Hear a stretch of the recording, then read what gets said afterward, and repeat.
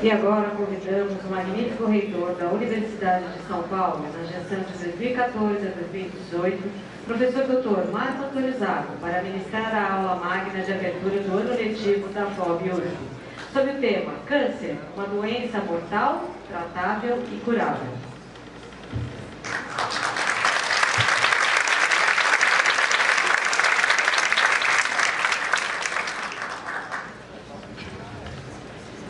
Meus amigos, minhas amigas, muito bom dia, magnífico reitor, muito obrigado pela oportunidade desta aula. Estudantes, bem-vindos. É sempre um dia de festa quando a gente começa um ano letivo. E é um dia de festa maior quando é o nosso primeiro ano na universidade, quando a gente chega. Não é? Sejam bem-vindos e eu só quero lembrar o seguinte, no dia 17 de dezembro de 2016, como o professor Carlos lembrou, numa reunião aqui da congregação da FOB, nós perguntamos aos professores e às pessoas que constituíam se estavam favoráveis à abertura de um curso de medicina aqui. Todos levantaram e unanimemente disseram que sim. E eu disse, então, eu, o professor Acidinha, o professor Varrano, vamos trabalhar para implantá-lo. Porque eu tenho um motivo muito egoísta para fazer isso. Eu quero dar a primeira aula do curso. E hoje eu estou aqui e muito obrigado.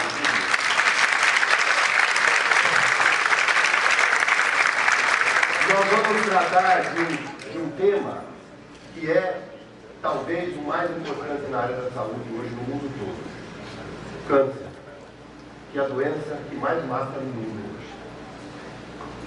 Deixa eu fazer uma pergunta. Quem daqui teve ou tem câncer? Quem teve ou tem alguma pessoa na sua família que teve, está sendo tratado, morreu de câncer? Ou entre seus amigos próximos? Quer dizer, no seu círculo de conhecidos, quantos? Todos. Não tem mais nenhuma doença que nós perguntássemos que tivesse tão grande número de pessoas levantando o nome. Tuberculose, HIV, plasmodiose, lúpus eritematoso, não é certo? Nada. Nada se compara à importância dessa doença hoje.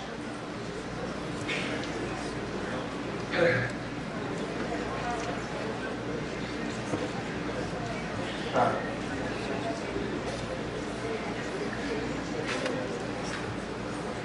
O câncer tem uma característica importante. Ele é extremamente democrático, não tem preconceitos, ataca branco, preto, pardo, indígena, budista, católico, islâmico, pessoas da direita, da esquerda, do centro, não tem preferência. De tal maneira que, se nós olharmos no ano de 2012, que é o ano que nós temos as estatísticas fechadas, completas, tá certo? No mundo todo, houve 14 milhões de casos novos de câncer, dos quais 8 milhões de mortes nesse ano por câncer. E a distribuição dos doentes com câncer no mundo, naquele ano, é exatamente proporcional ao tamanho das populações. Ou seja, estavam na Ásia, nas Américas, na Oceania, na Europa, na África, proporcionalmente ao tamanho das populações. De tal maneira que os países com o maior número de doentes eram China, Índia, Japão, Estados Unidos, Brasil, Rússia, que são as maiores populações do mundo. Quando nós olhamos especificamente para o Brasil, essa é a estatística do IBGE do ano de 2006. Nós vemos que o câncer aparece como segunda causa de morte. Essa é dos 100% que morreram naquele ano, 29% morreram de doenças do aparelho circulatório, 15% de câncer, 12% de causas externas, que é um número muito elevado. É morte por tráfico, acidente de trânsito, violência, crimes, drogas, tá certo? O Brasil se destaca pela enorme importância desta morte violenta como causa de morte. Eu devo dizer aos estudantes que não há nenhuma necessidade de copiarem nada. Esta apresentação será entregue, vocês vão ter a apresentação, e a aula está sendo gravada e vamos pôr a aula à nossa disposição. Poderão assistir quantas vezes quiserem. Aqueles que são masoquistas podem assistir muitas vezes. Bem, agora, aqui há um truque, que é juntar como doenças do aparelho circulatório duas causas muito importantes de morte, que são desfechos muito diferentes. As doenças do coração, principalmente infarto do miocárdio, arritmias graves, etc., e rompimento de vasos com extravasamento de sangue no cérebro, chamado acidente vascular cerebral, ou derrame. Nessa estatística da Organização Mundial de Saúde do ano de 2015, em que essas duas causas estão separadas, o câncer aparece como a principal causa de morte no mundo. 8,8 milhões, quase 9 milhões de pessoas morreram naquele ano de câncer. 7,4 milhões morreram de doença isquêmica no coração e 6 e pouco de acidente vascular cerebral. Então as outras causas. Certo? Bem, então é uma doença de grande representação no mundo todo e que prevê-se que nos próximos anos o número de casos globais de câncer deve aumentar em 50%. Dos 14 milhões em 2012 para 21 milhões em 2030. Da mesma maneira, o número de mortes deve subir de cerca de 60%, de 8 milhões de mortes em 2012 para 13 milhões em 2030. Apesar desses números crescentes, como a população está crescendo, de fato, a taxa de mortalidade está diminuindo. E esse é um conceito muito importante para todos os estudantes da área da saúde. O conceito de taxa, ou rate em inglês, em que você mede o número de eventos por 100 mil habitantes. E dessa maneira você pode comparar populações. Esta taxa de mortalidade está caindo, cerca de 1,5% a 1,8% ao ano, mostrando que nós estamos progressivamente domando essa doença. Embora o número de mortes ainda está crescendo, mas ela está ficando cada vez menos agressiva. De qualquer maneira, nós precisamos nos acostumar com a ideia de que câncer não é uma doença, uma coisa unitária, mas na verdade é um conjunto muito grande de doenças, muito diversas, tá certo? Que tem causas diferentes, mecanismos diferentes, evolução diferente e, portanto, exigem tratamento diferente. Nós listamos aqui os 10 cânceres mais comuns, de incidência mais comum. Câncer de mama, 123, isto é taxa. Então, 123 casos por 100 mil habitantes por ano. Próstata, 95 casos por 100 mil habitantes por ano, e assim por diante. Tá certo? São os 10 mais comuns. E aqui, os 10 mais mortais. E ali, novamente, a taxa de mortalidade. Vejam que o campeão é o câncer de pulmão. É o câncer mais mortal e a maior taxa de mortalidade hoje. Vocês vão ver que a maioria que está aqui também, mas alguns não estão. Por exemplo, o câncer de tireoide está entre os mais comuns, mas não está entre os mais mortais. No entanto, se pegarem os 4 primeiros, de uma lista e da outra, vão ver que são os mesmos.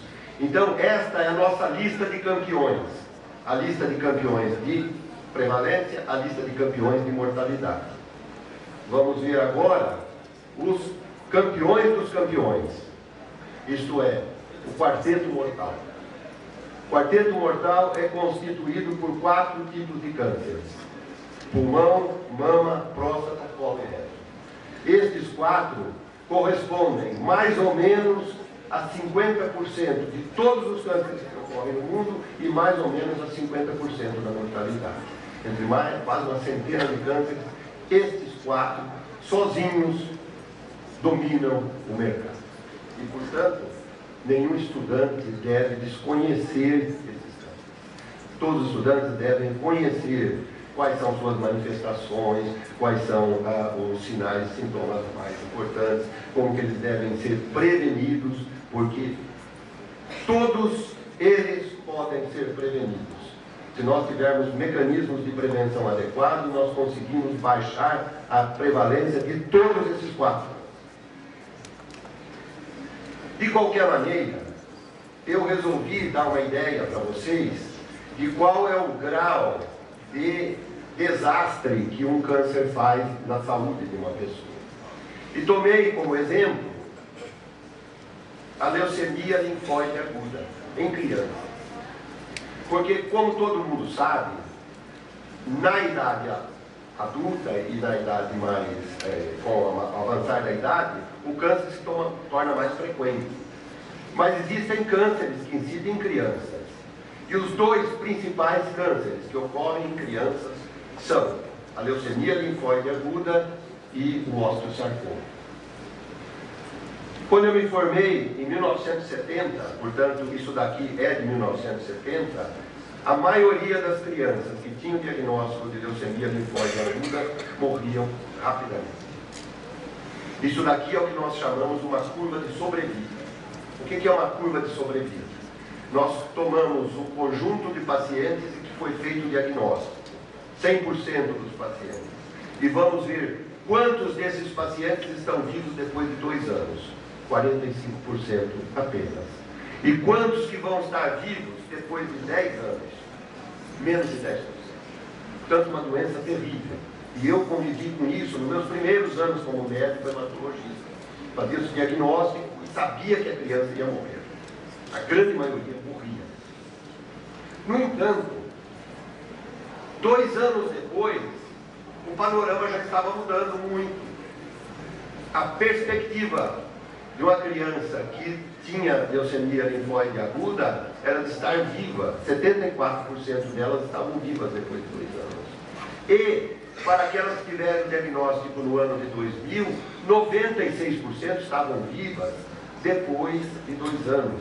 E continuavam vivas, 90% delas, depois de 10 anos. E hoje, a taxa de sobrevida é ao redor de 96%. Então, uma mudança dramática no quadro. Qual que é a pergunta que vocês têm que fazer? Médico, dentista, fonoaudiólogo, pessoas da profissão da saúde têm que saber fazer perguntas corretas. Por que que mudou? Mudou por quê? Por que é que morria todo mundo e de repente a taxa mudou completamente? O que que ocorreu de novo? Muitas coisas. Veja, que isso não foi exclusivo da leucemia linfóide aguda. Para todos os cânceres, a perspectiva mudou muito de sobrevida, isso daqui de 5 anos. Pegue, por exemplo, o câncer de mama, que aqueles que tiveram diagnóstico na década de 70, mais ou menos 55% estavam vivos depois de 5 anos. Aqueles que tiveram diagnóstico na década de 2010, 90% estão vivas depois de 5 anos. É uma mudança dramática.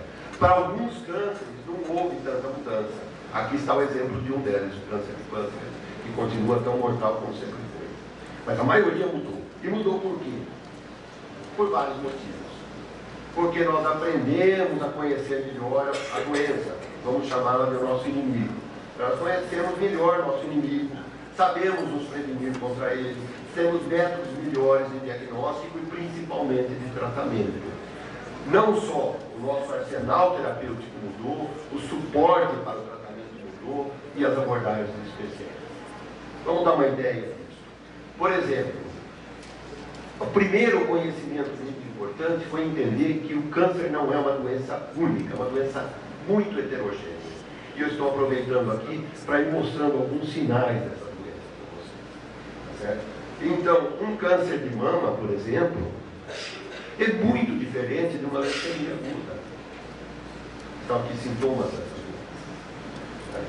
Aliás, vocês estão vendo este aumento, isso é um aumento de glândula linfática numa criança com leucemia aguda.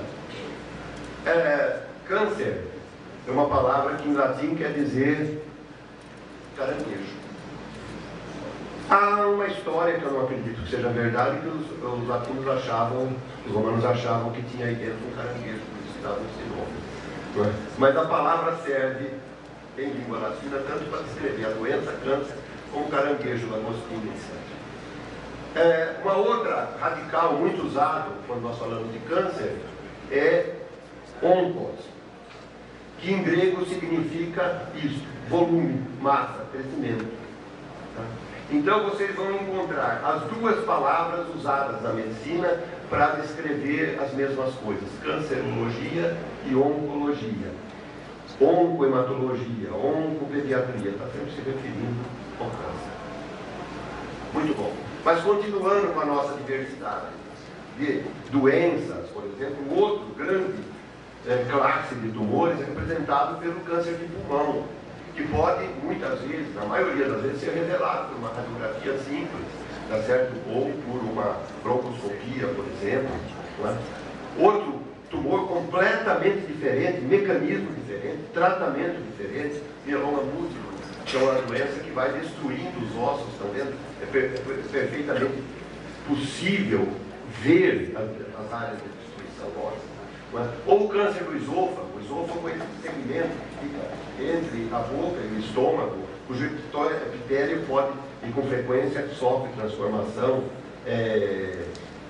neoplásica, não é? Provocando manifestações como defeito de deglutição, dor e assim por diante. O que aconteceu? O outro grande campeão nosso é o câncer de cólon e reto. Isso é o câncer do intestino grosso e do final do intestino.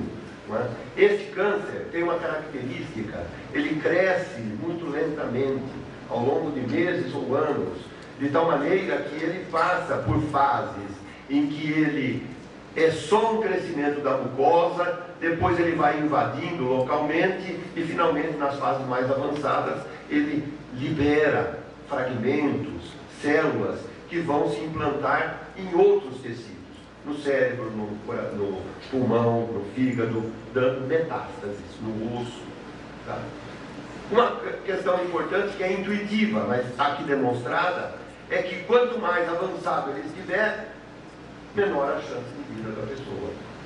Isto fundamenta uma outra questão central no tratamento do câncer, que mudou nossas perspectivas. É que quanto mais precocemente se faz o diagnóstico, melhor a chance do paciente. Então, aqueles pacientes com câncer de cólon, que tem o seu diagnóstico, quando ele está muito inicial, 5 anos depois, 94% deles são vivos. Quando ele já está em fase 4, nós vamos encontrar que apenas 11% são vivos. Portanto, melhor compreensão da doença, diagnóstico precoce, reconhecimento da diversidade e, principalmente, comunicação. Falar a respeito do câncer, explicar. No passado, ninguém falava, pessoas escondiam. Falavam, o que ele tem? Está com aquela doença. Está com a doença ruim. Era proibido falar disso. Hoje nós temos o mês de combate e de prevenção do câncer de mama, o mês de combate e prevenção do câncer de próstata. Quer dizer, nós falamos, entendemos e as pessoas perdem o medo da doença. Não perdem o respeito, porque é uma doença perigosa. Precisa ser tratada, precisa ser combatida. Mas perdem o medo, conversam sobre isso e se previnem. É isso daí. Quer dizer, nós não vamos nos esconder mais, nós vamos lutar sempre contra essas doenças. A outra característica que nos melhorou muito a sobrevida é que nós, conhecendo melhor, temos instrumentos melhores. Por exemplo, na área de imagem, então temos a ressonância nuclear magnética, tomografia computadorizada, PET scan, ultrassonografia, colonoscopia, gastroscopia, cistoscopia, mamografia. Isto é, o médico pode examinar o que está acontecendo dentro do organismo com maior facilidade, colocando, tá certo, um gastroscópio, por exemplo, pela boca, ou pelo nariz, para examinar os brônquios, ou pelo orifício anal, para examinar o intestino grosso, por exemplo, o cólon, tá certo? E com isso, eventualmente, até tratar lesões, retirar lesões, sem ter que abrir o abdômen, sem ter que operar. Mesma coisa é possível fazer pela uretra, examinando como é que está a bexiga, tá certo? Retirando um crescimento inicial, sem ter necessidade de operar e abrir. Na outra ponta, a medicina, a biologia molecular, nos deu oportunidade de fazer estudos e examinar exatamente qual é o gene afetado naquela doença, naquele indivíduo, e dar um tratamento específico contra aquela alteração gênica. Então nós refinamos muito a maneira de fazer esse diagnóstico, tá certo? É o que está resumido aqui. Além do mais, surgiu um amplo espectro de quimioterápicos para tratar as doenças orfánicas. Estima-se que hoje haja em desenvolvimento nas empresas farmacêuticas do mundo todo cerca de 600 drogas novas, medicamentos novos para tratamento do câncer, que vão ser postos no mercado nos próximos anos. O fato é que na última década, esse fluxo de medicamentos novos cresceu 45%. Portanto, o nosso arsenal terapêutico aumentou. Tivemos os progressos trazidos pelos ensaios clínicos. Quer dizer, agora, quando surge um medicamento novo, nós não ficamos assim, ó, parece que é bom, parece que melhorou. Não, existem maneiras padronizadas de testar um grupo de pacientes, outro grupo de pacientes, e ver se ele responde melhor ou não. E progresso na radioterapia, por exemplo, uma maior precisão. A título de exemplo, um pequeno tumor, por exemplo, lá no cérebro, ao invés de você ter que irradiar com uma dose suficientemente alta para matar o tumor, mas que também vai destruir tecidos normais, nós podemos distribuir essa radioterapia, essa dose de radiação, e fazer com que ela se concentre, sim, em cima do tumor, de tal maneira que você poupa os tecidos normais e só vai destruir o tecido afetado. Bem, progressos da transfusão de sangue, transfusão de plaquetas, necessários para conter infecções, manifestações hemorrágicas, que são, em geral, o que os pacientes com câncer morrem no final. Antibióticos potentes, tá certo? Melhoria nos métodos de suporte, de terapia intensiva. Muito bom. Então agora vamos abordar um outro aspecto. O que é de fato essa doença que nós estamos falando, que faz crescer tumores, faz crescer multiplicar células? Qual que é a base dessa doença? O que está errado no organismo? Ela é uma doença genética. O que significa que ela é uma doença genética? Ela é uma doença que aparece porque uma célula, essa celulinha aqui, fica anormal. E quando ela fica anormal, uma célula se divide e dá duas iguais a ela. E essas duas se dividem e dão duas iguais, e mais outras iguais. De maneira que elas formam um clone de células anormais.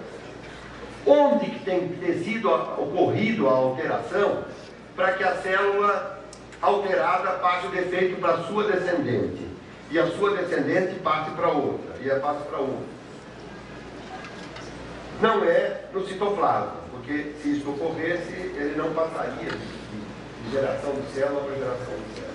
Essa alteração ocorreu no DNA, que é onde está a informação genética. E por isso, o câncer é uma doença que altera a informação genética. Ela é uma doença genética. O importante é que ela é uma alteração progressiva, isto é, inicialmente você tem o tecido normal, que prolifera, mas fica restrito a um sítio, portanto ele se chama in situ, localizado. Depois ele invade os tecidos locais, vai se tornando um tumor invasivo, e finalmente ele libera fragmentos que vão popular outros locais do organismo, são as metástases. Então é um processo progressivo, não só nesse aspecto de invasão, mas no aspecto que o defeito genético inicial, ele vai se modificando progressivamente. Ou seja, nós temos mecanismos iniciais que provocam a fase inicial da doença. Por exemplo, irradiação. Irradiação nós sabemos que provoca. Os indivíduos que foram expostos às duas bombas atômicas em Hiroshima e Nagasaki, no final da Segunda Guerra. Muitos morreram pelo efeito imediato da bomba. Calor, alta dose de radiação e tal. Muitos sobreviveram. Destes sobreviventes, nos próximos 40 anos seguintes, eles tiveram uma incidência de câncer 10 vezes maior que a população geral. Isto é, naquele momento, a irradiação provocou uma alteração de células que foi se manifestar muito mais tarde, dependendo, então, do ambiente em que ela foi se desenvolvendo, da instabilidade genômica que foi se desenvolvendo.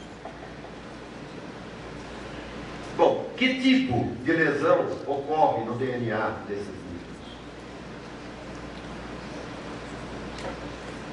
Nós temos que levar em conta o seguinte, que a lesão do DNA é que provoca as manifestações da doença. Agora, na grande maioria dos casos, essa lesão do DNA é adquirida.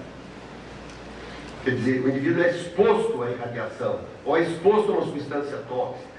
E isso faz com que seu DNA mude e agora ele fica agressivo. Dá origem a um tumor que tem crescimento e agressivo. Em 5% dos casos, o defeito é hereditário. Isto é, ele está na família. Então, já existe um defeito no DNA que é passado de pai ou mãe para os filhos. E esses passam para os seus descendentes. Então, aí cria-se uma propensão ao câncer naquela família. Mas isso ocorre em apenas 5% dos casos. Na grande maioria dos casos, ele é adquirido. Isso é uma mutação que ocorre na célula somática e não na célula germinativa. Bem, isso daqui é uma coisa muito complicada que nós não vamos nos deter, exceto para dizer o seguinte, que vocês sabem que as células passam por um mecanismo de divisão em que elas passam por uma fase G1, depois uma fase de síntese, em que ela dobra o DNA, depois uma fase de mitose, novamente G1 e assim por diante. Isto é, nós temos uma coisa que se chama ciclo celular. O que faz a célula entrar em ciclo ou ficar parada é um conjunto de intermediários químicos. Um deles, apenas a título de exemplos, é esse verdinho aqui. Ele chama proteína do retinoblastoma. Essa proteína é uma proteína pequena que tem uma função, é agarrar essa outra aqui, E2F, ela fica segurando. Quando ela solta essa daí, essa E2F vai lá e desencadeia o ciclo celular. Então, esta proteína, ela funciona como um breque para a divisão celular. Ela não deixa a divisão celular ocorrer. Se o indivíduo tiver um defeito que não produz essa proteína, por exemplo, tem uma lesão no gene do retinoblastoma, não produz a proteína do retinoblastoma, ela não segura isso daí, o que acontece? A célula desanda, dividir sem parar, e dá origem do tumor. Tá certo?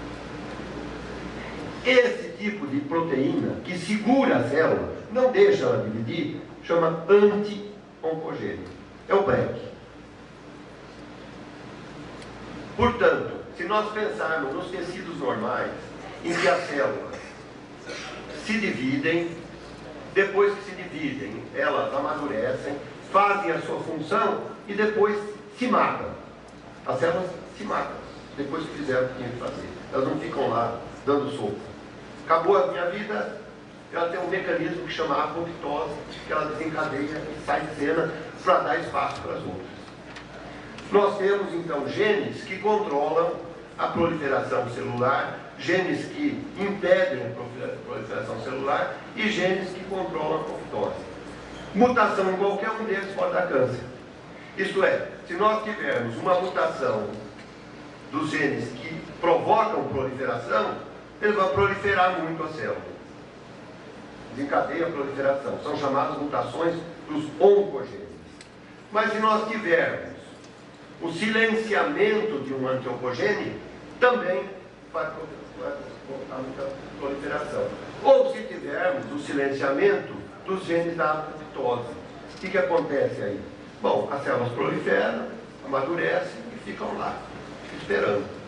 Aí vem a outra, amadurece, fica lá, esperando. Então você não tem uma grande proliferação, só que elas não morrem, fica todo mundo lá.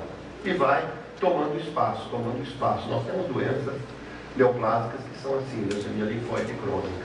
E vai acumulando. O indivíduo fica com quilos de célula absolutamente inútil no organismo, que acaba matando ele. Tá? Então, qualquer um dos mecanismos pode provocar isso. Poder muscular. Vou então mostrar para vocês como que esse conhecimento pode servir para tratar o câncer.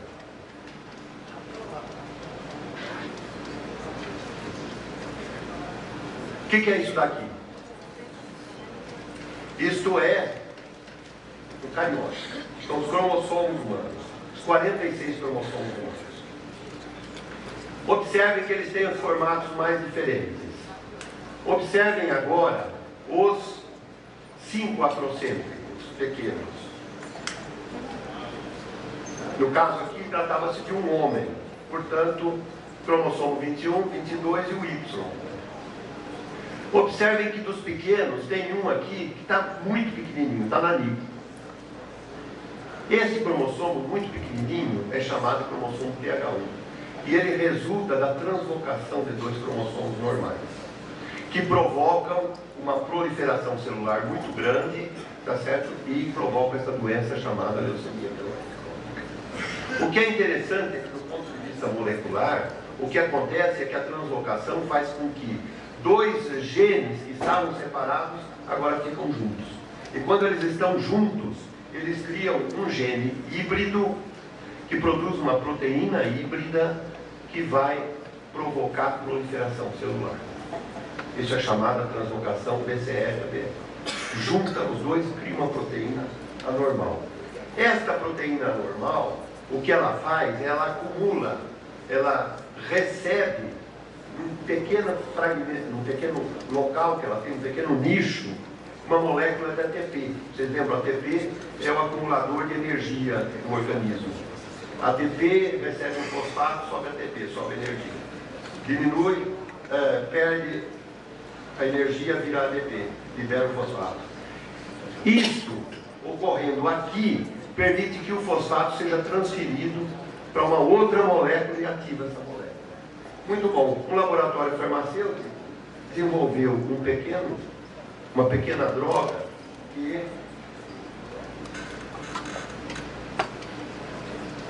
droga que ocupa o lugar do ATP. Ela tampa esse nicho, não deixa o ATP.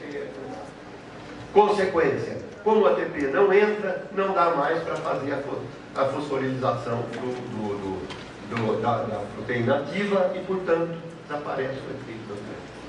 Isto, em termos moleculares, está aqui exemplificado. Depois vocês estudam essa figura, ela é muito interessante, é uma figura de cristalografia, mostra o locus em que normalmente o ATP entra e essa droga produzida por uma empresa farmacêutica, imatinib, entra ali e ocupa esse lugar. Consequência prática disso. Isso daqui é o que acontece com a taxa de mortalidade da leucemia mieloide crônica. Vejam que até 1990 isso estava estável, não mudava.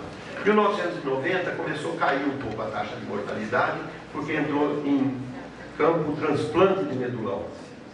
Mas, a partir do ano 2000, com o uso do imatinib, praticamente a taxa de mortalidade caiu próximo de zero. Ou seja, se ela caiu de 70 a 2012, 71%. Significa o seguinte, em termos práticos. Em 1970, um indivíduo com 55 anos tinha expectativa de vida de mais 23 anos. Ele esperava chegar aos 78 anos. O indivíduo com leucemia mieloide crônica tinha expectativa de mais 1 ou 2 anos. Hoje, o indivíduo com 55 anos tem expectativa de vida de 25 anos mais, isto é, chegar aos 80. O indivíduo com leucemia mieloide crônica, com o tratamento atual, tem a mesma expectativa de vida. Quer dizer, não encurta mais a vida do paciente. Não cura a doença, simplesmente não morre mais. Tá bom, né? Para quem não conhece, muito bom. Essas são a lista de genes que podem sofrer alterações e provocar câncer. Vocês vão ver isso depois. Esse eu vou pular e esse também. Então, o câncer é uma doença mortal, tratável e curável. A pergunta é o seguinte: e dá para evitar ter câncer? Dá para prevenir o câncer? Dá. Vou contar uma outra história de sucesso. Em 1980 e pouco, 84, dois patologistas na Austrália perceberam uma coisa curiosa, que quando eles olhavam histologia de pacientes com úlcera péptica ou câncer de estômago, perto tinham grande quantidade desses pequenos bacilos, essas bactérias. Logo identificaram, isso foi uma microscopia eletrônica, que se tratava do Helicobacter pylori. Bem, aí vem os epidemiologistas e identificam o seguinte: quando você olha no mundo todo a distribuição de câncer do estômago, onde ele é mais intenso, tá certo? São nas áreas em que você tem maior infestação das pessoas por Helicobacter pylori. E onde a infestação é baixa, o câncer de estômago também, a prevalência é baixa. Concluiu o seguinte: deve ter ligação uma coisa com outra. Aí vem os biologistas moleculares, de fato, perceberam que tinha uma ligação, essa bactéria se liga às células do epitélio e, finalmente, podem provocar, conforme o ambiente, ou provocam úlcera péptica ou provocam câncer. Que importância teve esse conhecimento básico? É um conhecimento básico. Teve isso daqui. Quando vocês olham a mortalidade por câncer de todos os cânceres ao longo do tempo, vocês veem que ela até aumentou. Quando vocês olham a mortalidade de câncer de gástrico, praticamente saiu, desapareceu. Já não ouve mais falar de gente que morreu de câncer de estômago hoje, né? Muito diferente de há 20 anos, 30 anos atrás. Então isso mudou completamente. E por isso os dois receberam o Prêmio Nobel de Medicina em 2005. Bom, quais são as causas do câncer? Vejam bem, as causas são: 5% são hereditárias, 1/3 são causados pelo tabaco, 30%, mais ou menos 1/3, pela dieta, 20% são ocupacionais e 10% por causa de infecções. Portanto, tem muito espaço aqui para a gente intervir. Se tirasse o tabaco do mundo, nós reduziríamos em 35% a prevalência de câncer. Só isso. Mas os outros fatores são importantes. Os infecciosos, por exemplo. Quais são os agentes infecciosos que provocam câncer? Bem, hepatite, Helicobacter pylori e papiloma são os mais importantes. HPV. HPV é um vírus que infecta mucosa dos órgãos sexuais, mucosa da orofaringe, tá certo? E a longo prazo provocam câncer. O que é interessante é que quando nós olhamos na América do Sul, nós percebemos o seguinte, que a proporção de cânceres provocados pelo papilomavírus é muito maior do que no restante do mundo. Isso justifica o quê? Prevenção.